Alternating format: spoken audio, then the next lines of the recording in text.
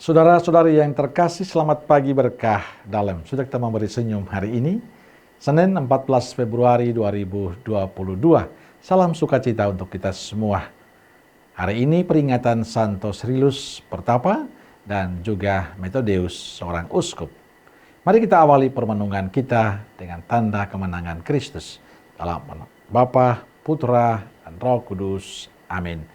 Permenungan kita diambil dari Injil Markus bab 8 ayat 11 sampai 13. Saudaraku yang terkasih, kisah Injil hari ini tidak bisa dilepaskan dari kisah Injil yang kita dengar hari Sabtu tentang Yesus memberi makan kepada 4.000 orang. Dan setelah semua selesai, Yesus dan murid-muridnya bertolak ke daerah Dalmanuta. Di sana sudah menunggu orang-orang Farisi yang ingin bersoal jawab dengan Yesus. Tujuan mereka adalah mencari kesalahan Yesus, sehingga mempunyai alasan untuk mempersalahkan Yesus. Yang mereka lakukan menurut Injil hari ini adalah meminta tanda. Tanda yang dimaksud adalah tanda dari surga. Mereka ingin membuktikan apakah betul Yesus itu Mesias. Saudaraku terkasih, rupanya banyak mujizat yang dilakukan Yesus belum meyakinkan mereka.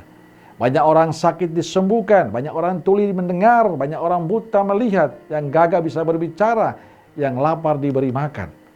Angin sakal pun tenang. Itu semua juga belum meyakinkan mereka. Mereka tetap meminta tanda dari Yesus. Mereka buta akan semua yang Yesus lakukan. Maka Yesus mengeluh akan kebutaan mereka karena mereka buta hati.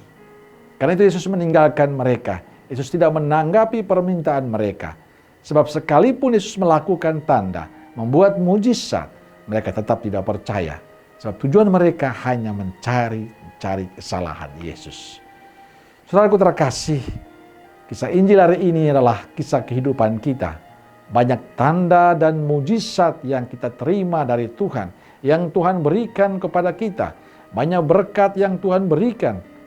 Apakah itu menandakan semua orang makin percaya dan mengikuti Yesus?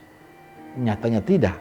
Masih banyak di antara kita yang sampai sekarang buta hati akan kebaikan Tuhan. Masih banyak di antara kita yang masih ragu akan kuasa Tuhan. Sehingga kebaikan dan berkat Tuhan tidak mampu kita lihat sebagai anugerah yang indah untuk kehidupan kita. Kita merasa itu semua karena kemampuan kita. Saudaraku yang terkasih, sampai saat ini tidak hanya orang Farisi yang meminta tanda dari Yesus. Banyak di antara kita juga yang melakukan hal yang sama. Sering dalam kesulitan hidup orang mulai ragu. Kalau Tuhan memang benar ada, mengapa kami dibuat menderita? Mengapa kami dibuat susah? Mana tandanya Tuhan mencintai kami? Saudaraku terkasih, persoalan yang paling mendasar terjadi karena kesombongan kita. Karena keangkuhan kita. Karena kita merasa mampu, merasa diri bisa, akhirnya menutup mata hati akan kebaikan-kebaikan Tuhan, akan cinta Tuhan yang diberikan kepada kita. Hari ini Tuhan berpesan, jadilah pribadi yang rendah hati. Jadilah pribadi yang mampu melihat kebaikan-kebaikan Tuhan dalam setiap kehidupan kita. Jadilah pribadi yang selalu bersyukur akan berkat dari Tuhan. Bahwa hari ini saya bisa beraktivitas. Hari ini saya bisa berjumpa dengan sesama yang lain. Hari ini saya bisa tersenyum, bisa melakukan segala sesuatu. Itulah tanda Allah mencintai kita. Mampukah kita melihat semua perjalanan hidup kita sebagai sebuah anugerah dari Tuhan? Maka bukalah hati dan pikiranmu, temukan kebaikan Tuhan dalam setiap kegiatan-kegiatanmu. Di sanalah Allah menuntut Anda supaya menjadi berkat bagi sesama. Amin. Semoga Allah yang Maha Kasih memberkati saudaraku sekalian, Bapa, Putra, dan Roh Kudus. Amin. Keluarga Kudus Nazaret, doakanlah kami. Amin. Berkah dalam.